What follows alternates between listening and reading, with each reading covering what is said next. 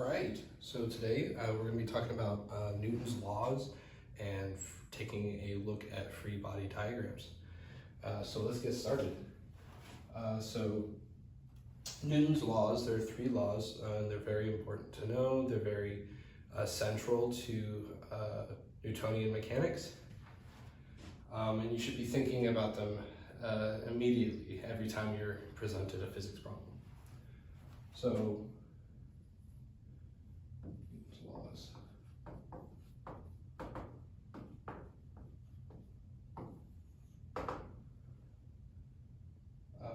Newton's first law.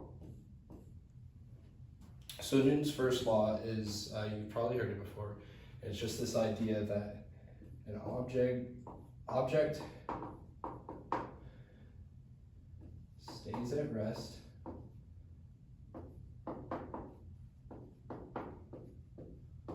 unless acted upon.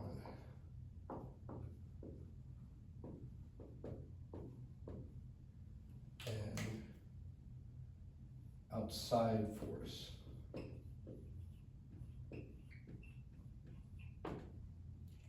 Okay, so Newton's first law. Object stays at rest until acted upon by an outside force. So this is it's really important to see outside force. So what that means is we have a system. So let's provide an example. Let's say we have a swing set. We got chains, and then we got swing set. Just in case it's not artistically clear. So we have a swing set, and it's just gonna hang there until we have the system, and it's gonna hang there until some outside force, such as a person, comes and gives it a push, and this is gonna be some force. So stays at rest until acted upon by an outside force.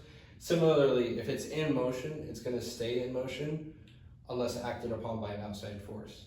The swing in real life is going to slow down due to drag, due to gravity, a variety of other outside forces. If we were in outer space, the swing would just keep going because there's no force to stop it. So that's Newton's first law. Newton's second law, and I'm going to put a star by this one because this is incredibly important. So Newton's second law is simply that force is conserved. And so we get this equation, which you've probably seen, F is equal to ma. It's also equal to the derivative of momentum, which momentum, and we might discuss momentum later, but momentum is just P is equal to mass times velocity. And since the acceleration of velocity is, the derivative of velocity is acceleration, then this is equal to ma. That's how that works.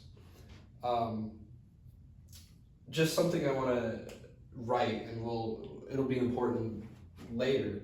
Really what this is saying is the sum of all forces is equal to the sum of all mass times acceleration is equal to the sum of all the momentums involved in a problem. And when we get to the free body diagram part of this video, that'll be relevant. And finally, we have Newton's third law, which is simply that every action has an equal and opposite reaction.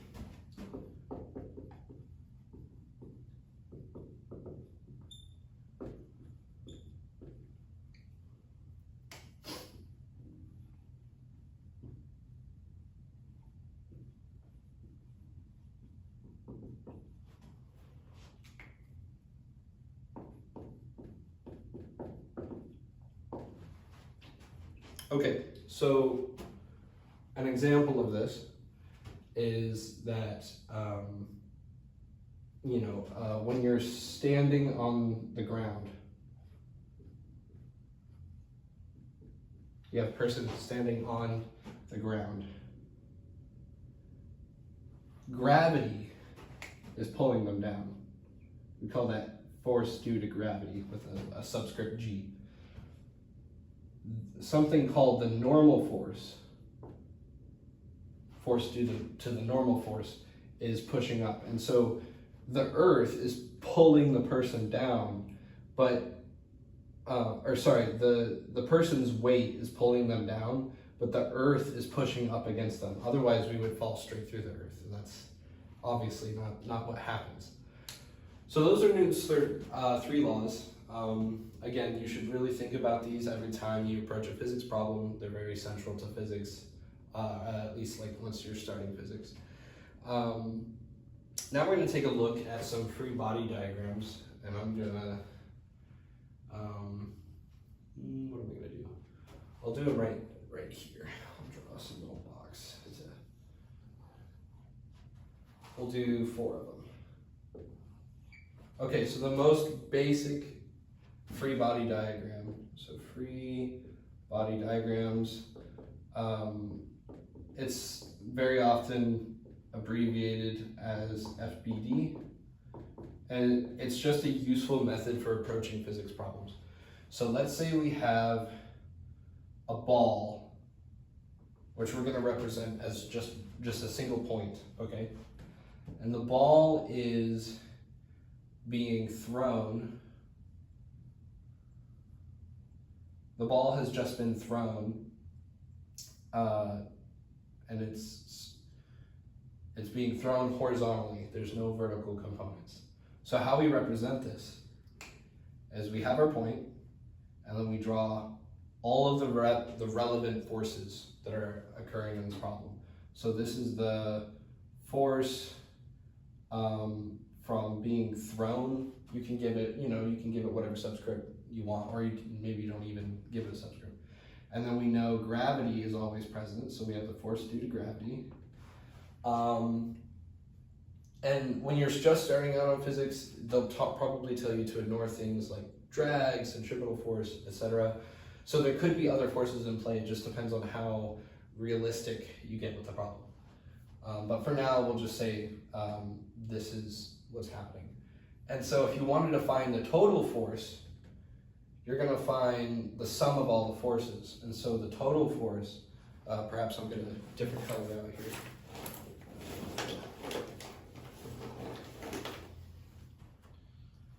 So the total force is going to be the diagonal. So it's going to be the square root, so you're going to look at the acceleration of each, whatever the acceleration is here and there. So this is going to be F net, we'll call it. So that's an example. What's another good example of a free body diagram? Let's say you have a boat.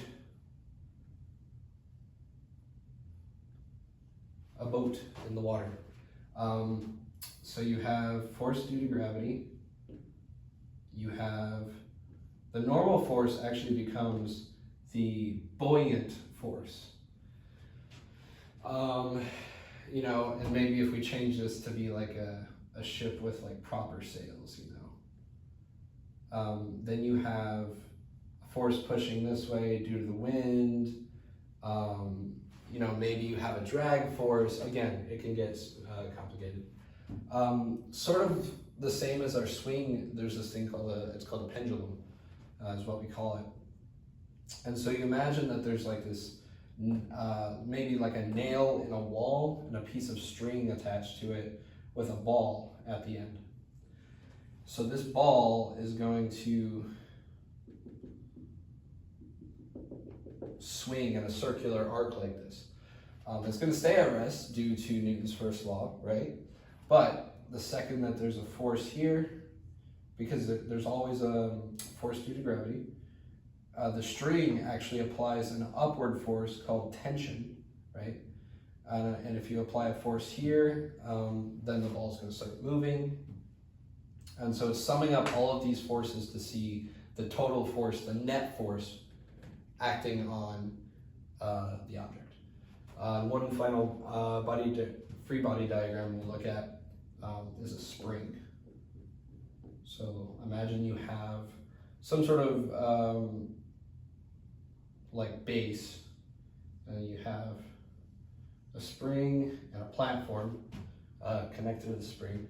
So springs are interesting, and we're not looking at the equations for force just yet, but springs have what's called a equilibrium. So does a lot of these systems actually. But until a force is acted, an outside force is applied to the system, it's just going to stay there. So if I push it this way, we'll just call it force of person pushing, right? The spring is going to have what's called a restoring force because it wants to restore it towards equilibrium.